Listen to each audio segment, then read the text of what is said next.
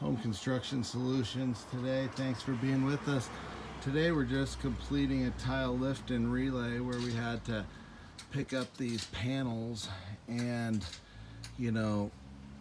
lift the tile, change the underlayment to waterproofing paper, because as you're going to see in a little bit here, it was really messed up. Now, the one thing you got to take into consideration is that when you lift tiles, whenever you're going to put them back, the nail hole has to go, could go back in the same place, so you may have to stagger the tiles or what have you.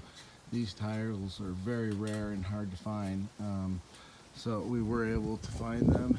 And you can see here, these people, they weren't able to find the same ones, and they ended up with hollow pieces, hollow tiles in their valleys, whereas instead we did find the full tiles and we were able to replace them. The main thing is that the moisture and vapor barrier was completely saturated with water and it lost its waterproofing as the permeability factor was diminished. Same thing here in the stucco. The waterproofing paper goes into the stucco, draws the moisture out, and then over time gets into the wall, and whenever the UV ray hits the mold, it dies. However, whenever you have black mold like that on the surface, that's indicative of what's within the wall, because it's dying from the surface. It has to live in a dark, damp, dank environment, and essentially that's what was under all the paper, because the water is coming off up the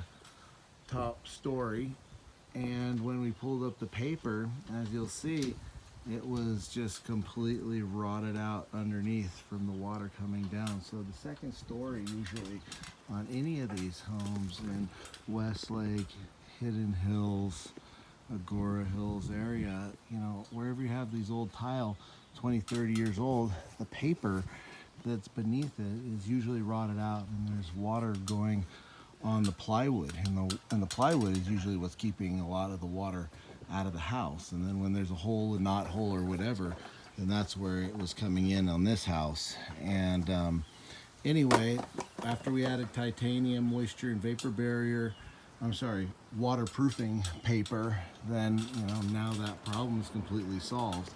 We're just finishing up here replacing the German solar panels back onto the bracketing. We didn't change the bracketing, we didn't change anything, we just unplugged the system, changed the moisture and vapor barrier out to a waterproofing compound, Owens Corning titanium and Weatherlock ice and water barrier, and then we replaced all of the tiles here, as you can see, and then put the solar panels back and plugging them back in just a couple minutes.